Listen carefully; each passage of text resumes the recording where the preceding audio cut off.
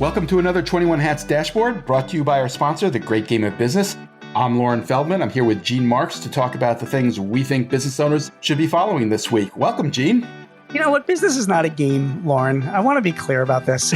I'm sick of these great game of business people, making like it's some kind of a game. I mean, there are lives involved here. You've been so nice to them, Gene. What happened? I don't know. I've been thinking about these guys. I'm like, this is not funny. We're not play acting here. This is not fake money. There's no games here, you great game of business people. Keep that in mind, okay?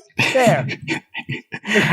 I think they would agree with you on that. They're kind of referring to gaming and how you can make business a little bit of a fun enterprise by rewarding your employees for completing tasks and winning games. And I think you know what I mean. I think they need to get serious about business, all right? No, there's no fun and games in this, okay? We're talking about money here. Anyway, carry on, all right? We'll talk to them separately, all right? We've got to sort them out. Fair enough. Gene, you're always writing and talking about stuff that matters to business owners. You recently wrote a piece about what's happening with commercial real estate. And I think the piece you wrote was about Philadelphia, where you live, and what is happening to commercial real estate in this brave new world of hybrid workplaces. What did you find?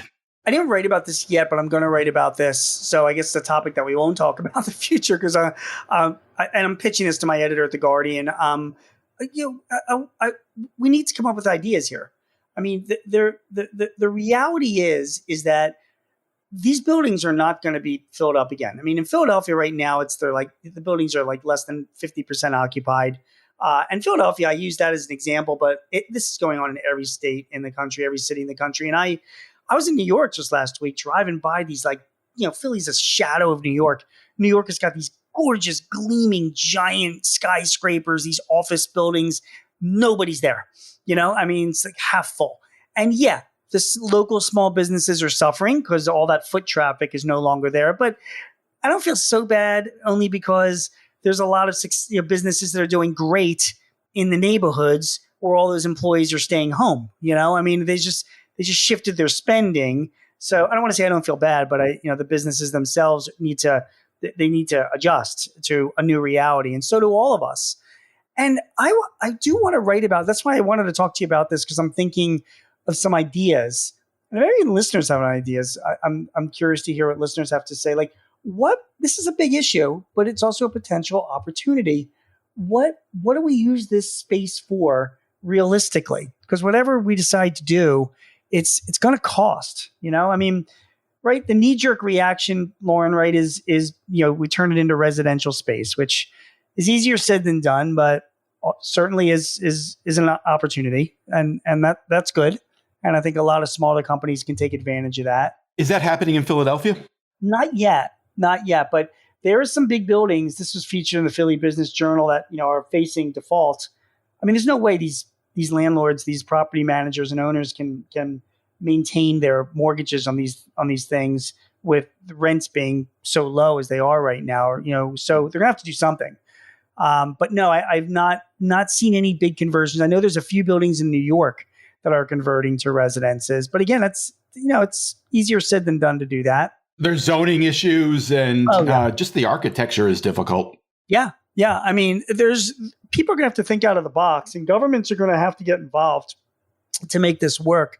One of the, I was always thinking that, for startups and incubators, it's maybe it's a potential opportunity. The startup who wants a Park Avenue address can now afford one because a Park Avenue office building suddenly just starts renting out single offices instead of entire floors. That might be an opportunity, that we can think about.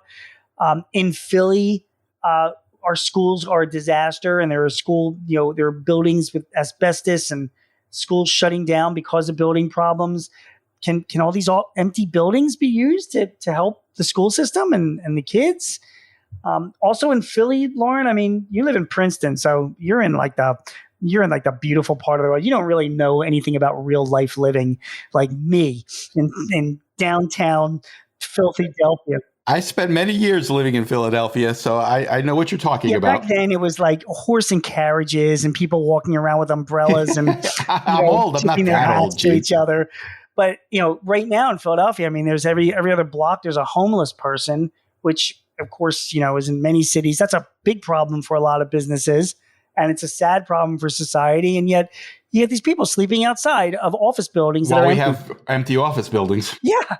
So you think to yourself, like, I mean, government's going to have to get involved along with local businesses to come up with solutions. I mean, we're not knocking these buildings down.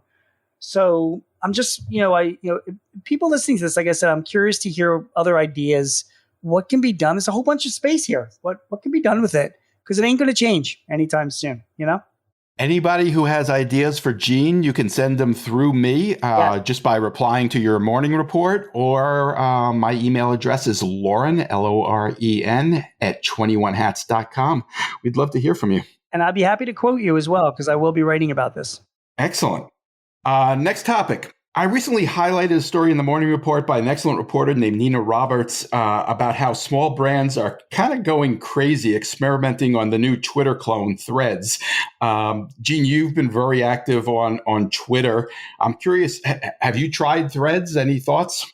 I am nowhere near Threads. I mean, I'm exhausted by all this social media. I mean, I had a conversation with 3 people in my company about Threads, and we were all like rolling our eyes, like, for fuck's sake, another social media platform. Like, I can't take it.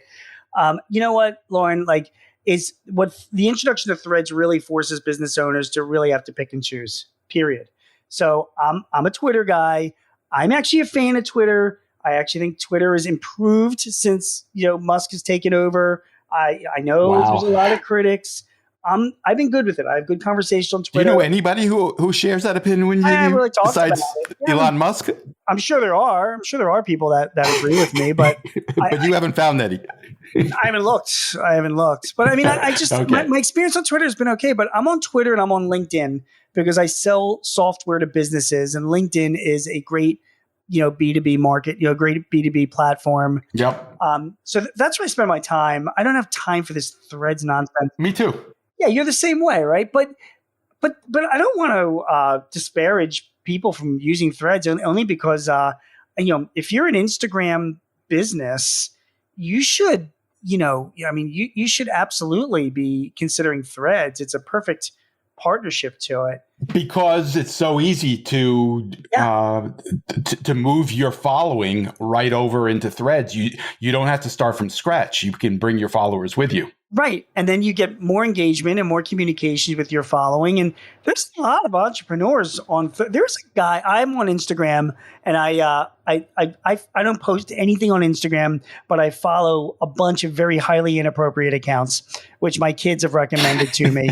And I laugh out loud on Instagram. It's absolutely no porn or anything like that. I mean, like, just funny, Russians jumping off of roofs and, people I follow one guy who is, it's not even inappropriate. We don't necessarily need examples, Gene. Be careful. Well, no, but this guy, I got to tell you, he's my favorite guy on Instagram. His account is called Adventures in Narnia, and what he does is it's called Roll for Sandwich. And I am not kidding. He's been doing this for like a year and a half, 2 years. He rolls with his dice and chooses among a list of stuff to make his sandwich for lunch every day.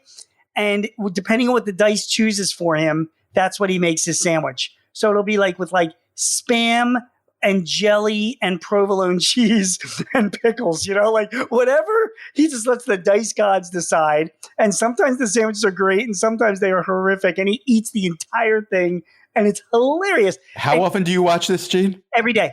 Every day. He posts every single day and I watch it and I laugh. And by the way, my wife watches it with me because it's so funny. And the guy's great. And he's got a full-time job, but he makes a bunch of money from this. Like, he's got sponsors, people send him stuff. Like, it's a little business for him. So that's a guy that should be on Threads because he's got tons of followers on Instagram, let alone TikTok, that he could bring over to Threads. And then people are always like engaging with him there. He could have more engagement on Threads about, making sandwiches. It's funny, and that's a business. Go for it. As the story that I mentioned pointed out, there are also, more traditional small businesses on Threads who are experimenting, trying different things. Some of them are going crazy, doing slightly ridiculous stuff. But, it's an opportunity at the start of this to try to, establish something and get in early. Early. For Yeah, some and get some businesses, real it may estate. make sense. Yep, I agree. Yeah. So the takeaway is, if you're in business, you do need to be on one of the social media platforms at least, but you got to pick and choose because you don't have all the time in the world. That's number one. Go to where your customers and communities are. And if you're building a business on Instagram, then yeah, Threads seems like that would be a natural thing. I have no presence on Instagram, so I have no desire to be on Threads. Got it. I guess we should tell people. Do you know the name of the account for the Yes. sandwich guy? It's first of all, it's called Roll for Sandwich. You got to watch this, Lauren. It is awesome, and I think his account name is Adventures in Narnia or Nardia. You'll find him, All right. and he's like he's like a computer nerd and like a Dungeons and Dragons geek. He's hilarious. And you should see him make these sandwiches every. Oh my God! You should. Okay, The other enough. day. All right, just go ahead. I know we have other topics to talk about. Thank you. Last topic for today. On Friday, you published a piece in The Hill about regulation, which began, "It's hard to run a small business in 2023, and it's even harder to run one in a blue state. Despite higher costs, tight labor, and a slowing economy, many businesses in states that are either Democrat-controlled or have a Democratic governor across the country are dealing with a tsunami of new regulations that are putting pressure on profits." There's a lot there. Just to start, first, the economy's actually doing fairly well, and you've said that here. Don't you feel that way? Oh, sure. Yeah, I absolutely do. Okay. Well, because you start with despite higher costs, tight labor, and a slowing economy. Well, there are higher costs and tighter labor, and it depends on where you are. I mean, the economy's not going well for everybody. I think it's overall going okay. Of course, never is. It's a 2% GDP anyway, so it's not exactly, off the charts. All right. So give us some examples. What are some of these? Give us a sense of the tsunami you're referring to. Well, first of all, let me also just say I've been collecting these since the beginning of the year. Just like whenever I come across stories of regulations, I bookmark it, and it's July, so I'm like, all right, I think it's time to put this thing together, and I got because it's you hear about the federal government and Biden, and the Department of Labor and NLRB, their regulations, and to some extent that is happening, but man, it's the states and the cities that are just quietly imposing all of these, lots of regulations. So, where to start? I mean, of course, in California and Washington State, they're right now looking at new regulations for if the indoor temperature gets too high, and in California has a proposed bill to make sure that all businesses, their websites are in compliance for people with disabilities. And Pennsylvania, New Jersey's governors have now launched an initiative to make sure that employers in both states are properly classifying their employees. You and I have talked before about Illinois. Illinois joined two other blue states, Nevada and Maine, now are mandating employers to provide paid time off regardless of the reason. And then you've got other states like Maryland and Minnesota, and other cities like in Minnesota, like Bloomington and Minneapolis, that are either expanding sick days or mandating employers to provide sick days for their employees as well. There in Illinois, there's a new rule where employers can be held liable if an employee insults another worker's gender, race, or sexual orientation. The employer is liable if you're in Illinois. These are I'm giving you these examples. These are just a few of the examples that I have in this column of just these regulations. Now, I want to be clear because I know you're going to jump down my throat, Lauren. So, my column ends with, are these regulations good or bad for workers or for society? And we can all debate that. But the bottom line is that if you're moving in particular, if you're operating a business in a blue state, you are facing more regulations. These are all blue states doing this. This is not happening in states like Texas and Florida. And business owners there just have to sort of suck it up and do that for the privilege of operating in a blue state. And I do wonder if there's been a big backlash to all the wokeness of large corporations of late, and I wonder if there's a line, where there starts to be a backlash among small business owners, even Democrats, that are like, it's getting to be too much with these regulations. So that's that was the point of the column. Well, there's a lot there too. I guess you mentioned the term wokeness, which I feel means something different to a lot of different people. It does. How are you defining wokeness, since you chose to use it? This is nothing to do with wokeness. I want to be clear. Okay. I mean, the wokeness is as far as defining it, is just, being awake to issues that might be that other people find important to themselves and being respectful of them, like gender and race and sexual orientation. But this is not a woke conversation. The point that I'm making is that the Democrats, particularly people far on the left, I'm certainly not saying all Democrats, have pushed a lot of these woke initiatives. And we've seen it in corporate America with Disney and Anheuser-Busch. You just used the term again. Well, hold on. These businesses are pushing these woke initiatives, okay? And there's been a lot of pushback now. I mean, you see a lot of people complaining about it. You see a lot of commentators going crazy about it. And you're also seeing the stock prices of those companies take a big hit for some of the campaigns that they have been running. And so this is not a woke thing, but when it comes to regulations, there's a limit. There seemed to be a limit to the woke policies that a lot of corporations are doing, and a lot of even political points of view. But now, when it comes to regulations, people can say, like, yeah, this is good for our workers, good for society, but it does hit a point.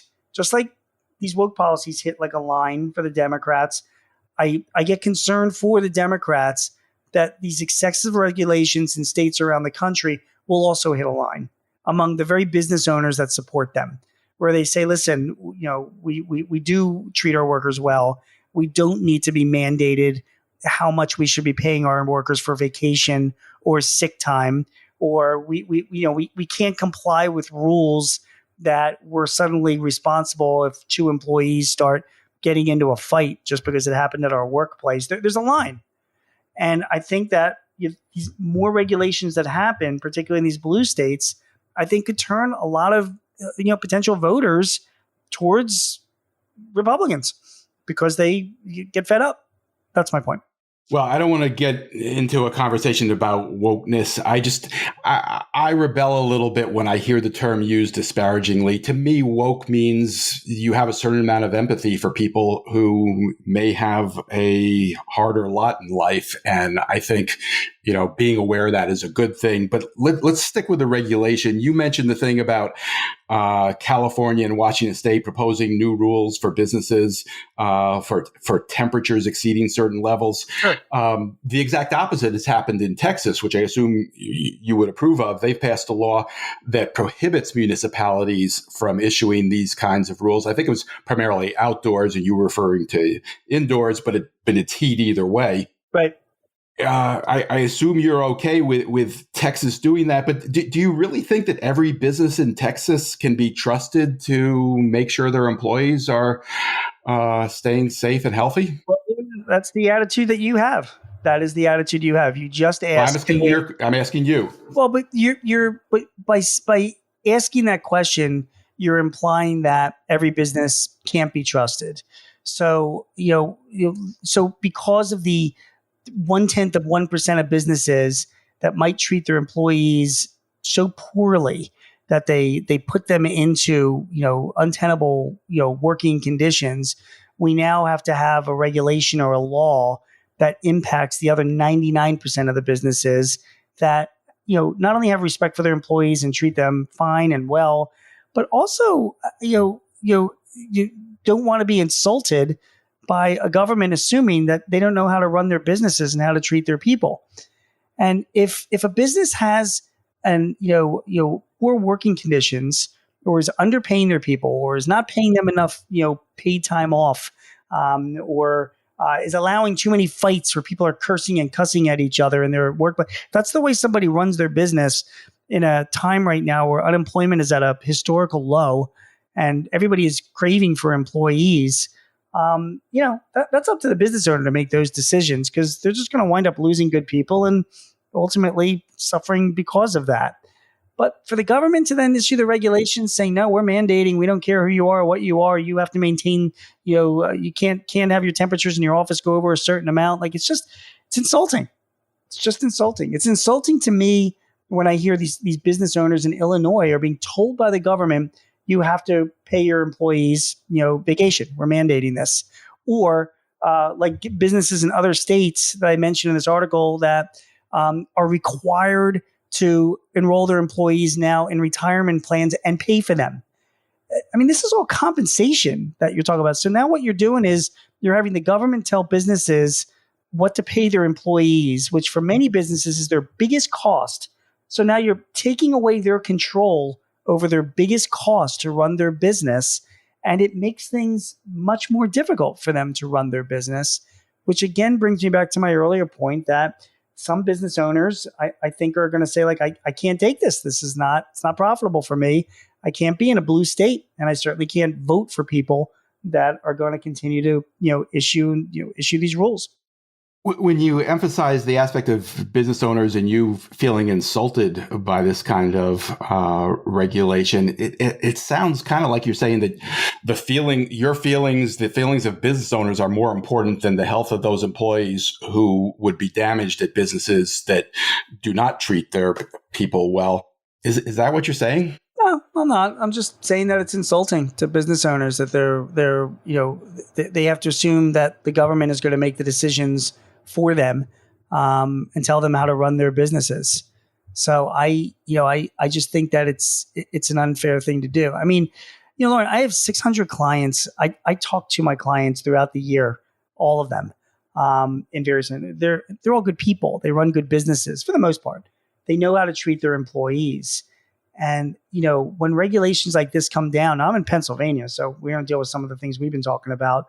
But when regulations come down on them that they have to comply with, they most of them scratch their heads at me. So why am I being asked to do this? I mean, leave me alone. I'm running a business fine. If my employees aren't happy here, they can go somewhere else, and I don't want that to happen. I'll take care of them. Well, I'm absolutely certain that is the case for most, if not all, of your clients and most, if not all, businesses. But there are many exceptions. I mean, there are examples of employees being treated terribly, even in very heavily regulated industries. It does happen.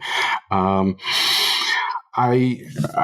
wonder, like example, you say the thing about in the story, you say getting that in the blue states there's this movement to make sure people get paid not to work, and you cite the example of workers in Minnesota who can get up to 48 hours in paid sick time.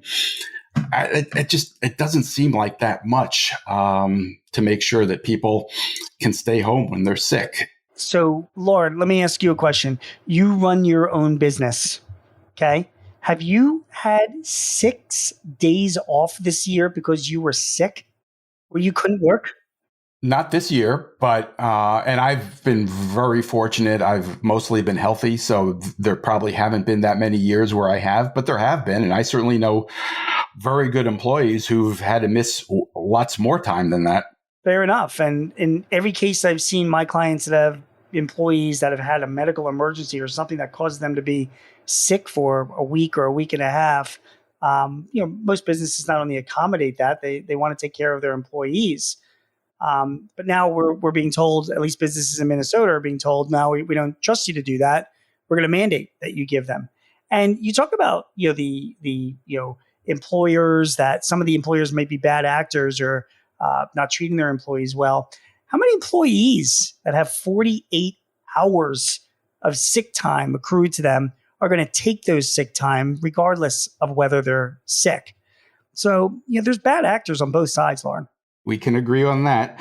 And we can certainly agree that there are a lot of silly regulations. I guess, you bring to this such credibility and expertise. There just are, when we've talked about this before, there's so few people writing about what it takes to run a business who have your experience as a business owner and your insight into other businesses because of the way you work with your clients. I would love to see you write a piece in which you just focus on the ridiculous regulations, of which no doubt there are many. Let's focus on the ones we need to get rid of. Let's acknowledge there are some that are necessary, but let's sort them out. And I don't know of anybody who's in a better position to do that than you. Well, first of all, thank you for saying that, and I will do that. I think that's well taken.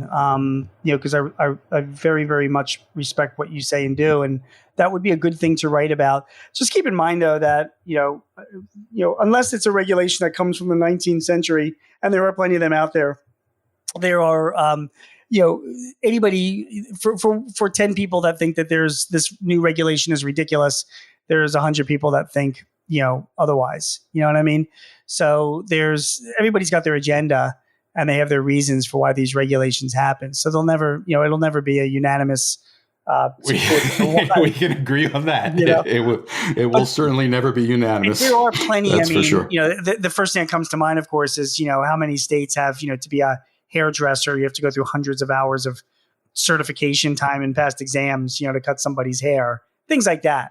Is although in that case, just because you brought it up, some of those exist because it's the business owners who insist on them. They don't want the competition, which is a problem too. So you and I I could talk and say like, oh my God, what a ridiculous rule, and then we'll have 50 business owners say no, there's a reason why we want to have that. But you're the guy to sort through it and figure it out and make sense of it. Gene, anything you're working on for this week that we should be watching out for? Yeah, so I went out to I forget the name of the park in Philadelphia, but I met with a young man. He's an 8-year-old guy named Chase Anderson and his mother. They live in North Philadelphia, and he's running this like amazing water ice business called Da Cooler Boys. And he was on like local TV, and I interviewed them, and I also interviewed somebody from the city of Philadelphia because you can write about the kid running the water ice business. I was more interested in his mom, like, what has she learned and what advice does she have for any parents who are dealing with their kids wanting to be entrepreneurs? What do they teach them and how do they support them? And also, how do they make sure they're in compliance? So I'm writing about that. So you'll see that coming up soon. That sounds great.